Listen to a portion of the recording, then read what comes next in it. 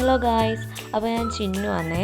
ഇന്ന് നമുക്ക് മാങ്ങ വെച്ചിട്ടുണ്ടാക്കാൻ പറ്റിയൊരു സിമ്പിൾ റെസിപ്പി ഉണ്ടല്ലോ. ഒരു നേരത്തെ കഞ്ഞി കുടിക്കാൻ പ്രത്യേകിച്ച് കറിയൊന്നും ഇല്ലെങ്കിൽ ഇത് തന്നെ ധാരാളം. അപ്പോൾ നമുക്ക് വീഡിയോയിലോട്ട് പോവാം. അപ്പോൾ ആദ്യം തന്നെ നമ്മൾ ഇതിന് വേണ്ടിയിട്ട് 2 ചുവന്ന മുളകൊന്ന് തീയിൽ ചുട്ടെടുക്കുന്നുണ്ട്. ഒരു പാത്രത്തിൽ ആവശ്യത്തിന് ഉപ്പ് ഇട്ടിട്ട് ഈ മുളക് നല്ലോണം ഒന്ന് ഞെരടി കൊടുക്കുക. ഇത് കഞ്ഞീൻ്റെ ഒപ്പരം അല്ലെങ്കിൽ വെറുതെ തന്നെ കോരി കുടിക്കാനുള്ള നല്ല ടേസ്റ്റാണ് കേട്ടോ. അമ്മ ഇപ്പം ഇത് അമ്മക്ക് കഞ്ഞീൻ്റെ ഒപ്പരം കുടിക്കാൻ വേണ്ടിയിട്ടാണ് ഉണ്ടാക്കുന്നത്. അപ്പോൾ നമുക്ക് ഇതിന് ശേഷം 2-3 പഴുത്ത മാങ്ങ കൂടി അതിലത്തേക്ക് നല്ലോണം ഒന്ന് മുറിച്ചിട്ടിട്ട് കയ്യിൽ വെച്ച് ഒന്ന് കുത്തി കൊടുക്കുക. മാങ്ങാ സീസൺ തുടങ്ങിക്കഴിഞ്ഞാൽ എൻ്റെ അമ്മക്ക് പ്രത്യേകിച്ച് കറീൻ്റെ ഒന്നും ഒരാവശ്യമില്ല. ഇത് മാത്രം മതി അമ്മക്ക് ഒരു പറ ചോറുണ്ണാൻ വേണ്ടിയിട്ട്.